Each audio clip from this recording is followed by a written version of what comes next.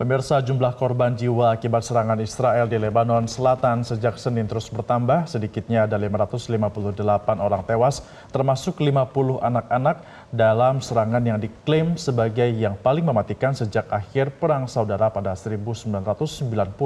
Lalu apakah memanasnya konflik Israel-Lebanon akan membuatnya menjadi konflik Gaza jilid kedua? Untuk membahas hal tersebut kita sudah terhubung langsung dengan pengamat Timur Tengah Dina Sulaiman.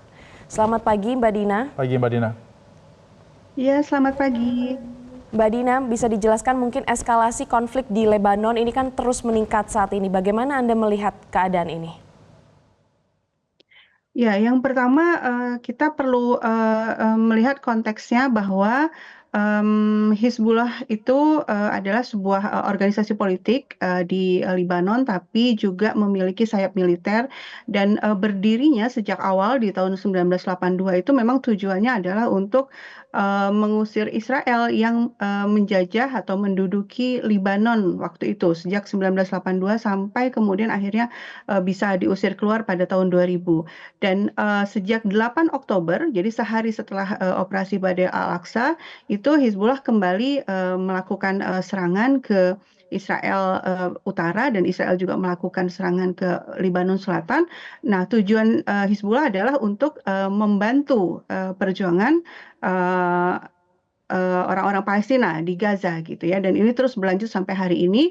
Dan saat ini yang dilakukan oleh Israel dengan melakukan serangan masif ke Lebanon Selatan, saya melihatnya ini adalah upaya Israel untuk yang pertama adalah untuk mengalihkan perhatian publik dunia dari Gaza, sehingga sekarang publik lebih concern ke Lebanon ya. Padahal apa kabar di Gaza hari ini ya masih terus berlangsung genosidanya.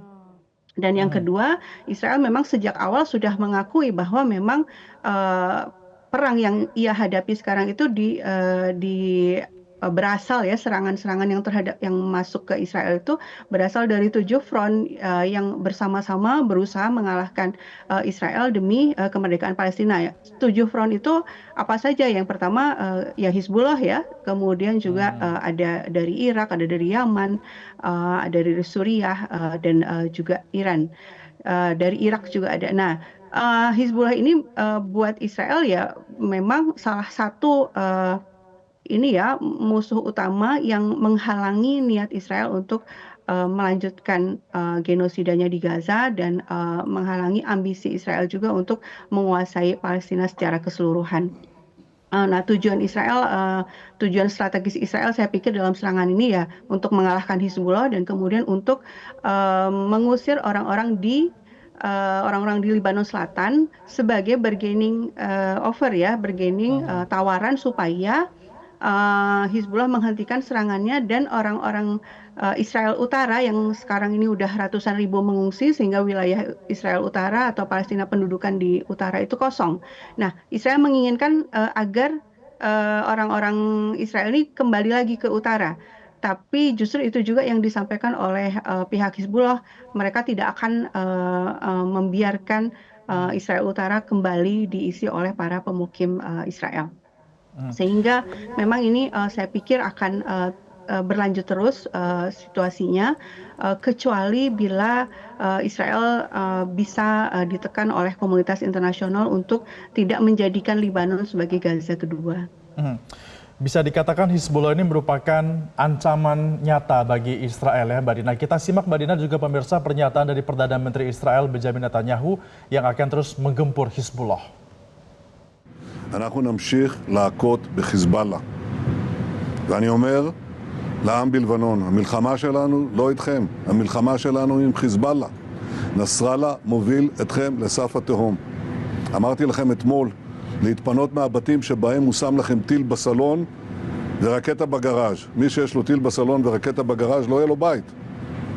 אבל אני אומר לכם דבר נוסף, הוא גורם לכך שהמדינה שלכם נמצאת בסכנה. תשתחררו מהלפיתה של חיזבאללה. Ya, Mbak Dina, dari pernyataan yang terbaru itu, Israel tidak ingin melakukan invasi darat ke Lebanon. Alasannya lagi-lagi ini adalah untuk menyerang Hizbullah, bukan negaranya. Apakah pernyataan itu bisa dipercaya?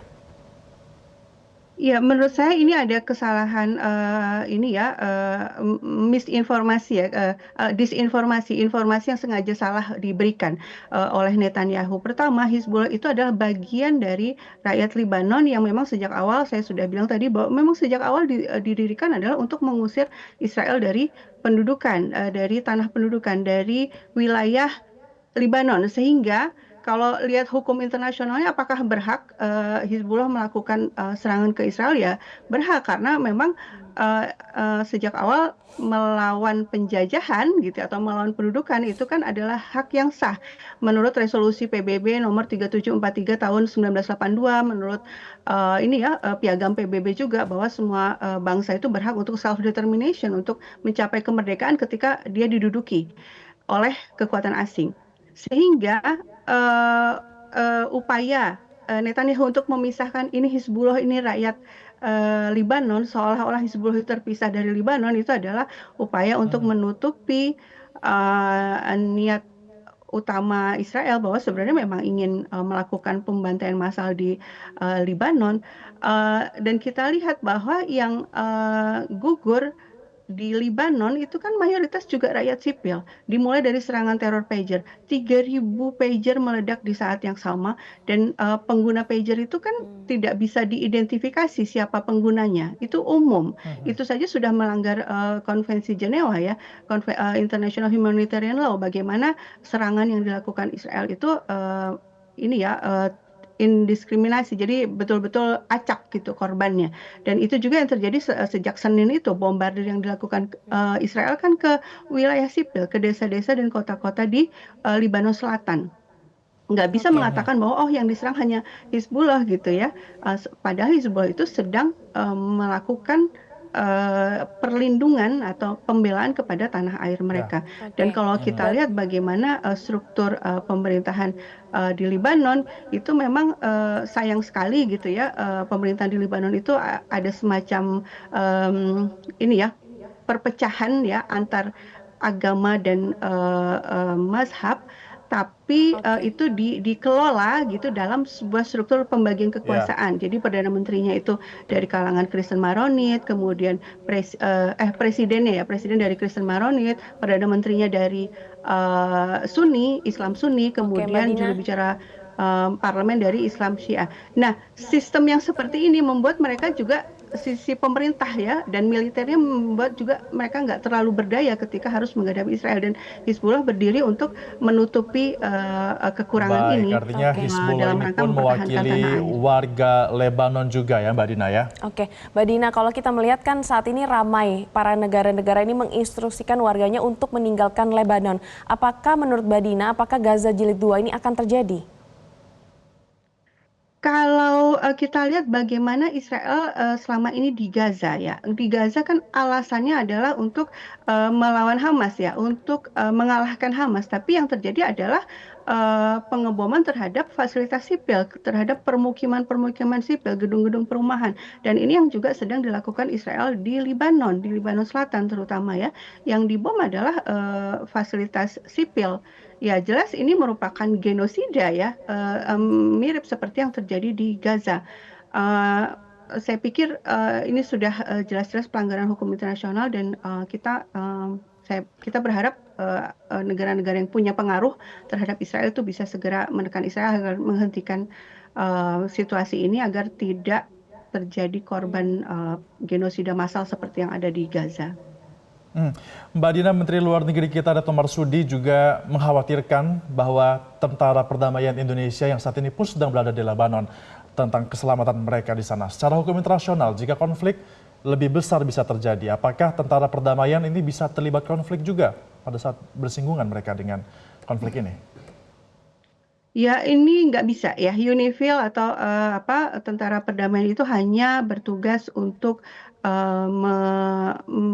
menghalangi terjadinya konflik, tapi tidak bisa melakukan serangan. Sehingga ya memang saya juga pernah ke Libanon Selatan dan bertemu dengan beberapa anggota UNIFIL yang dari Indonesia. Ya memang saya pikir kalau dilihat dari lokasinya saat ini ya sangat beresiko ya. Itu ada di pusat serangannya Israel, ya Israel mengebom itu ya di daerah-daerah sana itu ya. Saya pikir mudah-mudahan tentara Indonesia yang sedang bertugas di sana bisa ya bisa segera dipulangkan karena di sana juga mereka tidak punya mandat untuk melakukan serangan. Iya, menghalangi tapi kalau melawan karena diserang juga tidak boleh, Mbak Dina, atau bagaimana? Enggak, karena dia kan harus berada di tengah-tengah ya, tidak bisa berpihak ke salah satu pihak.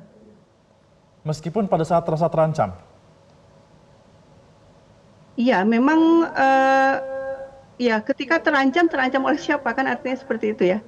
Jadi dia hanya ada di tengah dan berusaha agar dua pihak, dalam hal ini berarti kan Israel dan Lebanon ya. Dan yang di perbatasan Lebanon itu tentara Lebanon juga dilibatkan. Jadi maksudnya Oke. militer ya, militer Lebanon juga ada di perbatasan itu. Tapi ya sekali lagi militer Lebanonnya di sini sebagai berkoordinasi dengan UNIFIL tidak diberi hak untuk melakukan serangan terhadap Israel. Oke, berarti memang satu-satunya pilihan adalah untuk menghindari area konflik itu ya, Mbak Dina ya? Iya. Kalau dalam kondisi seperti ini ya, saya pikir itu yang terbaik ya, karena tidak ada yang bisa dilakukan. Israel terus-menerus membombardir dan yang jadi korban itu kan acak ya, nggak bisa dipilah-pilah siapa ini yang dia serang. Dan ini berbeda dengan apa yang dilakukan oleh Lebanon terhadap Israel ya, Hizbullah terhadap Israel. Itu yang diserang itu selalu fasilitas militer dan tidak di wilayah yang banyak penduduk. Baik, artinya memang serangan ini jangan sampai dijadikan serangan seperti Gaza Jilid 2, jangan lagi Israel bisa mengambil alasan menyerang Hizbullah untuk dapat menginvasi kawasan Lebanon Selatan. Terima kasih sudah bergabung bersama kami pengamat Timur Tengah Dina Sulaiman dalam Metro Pagi Prime Time. Mbak Dina, selamat kembali beraktivitas. Jelajahi cara baru mendapatkan informasi. Download Metro TV Extend sekarang.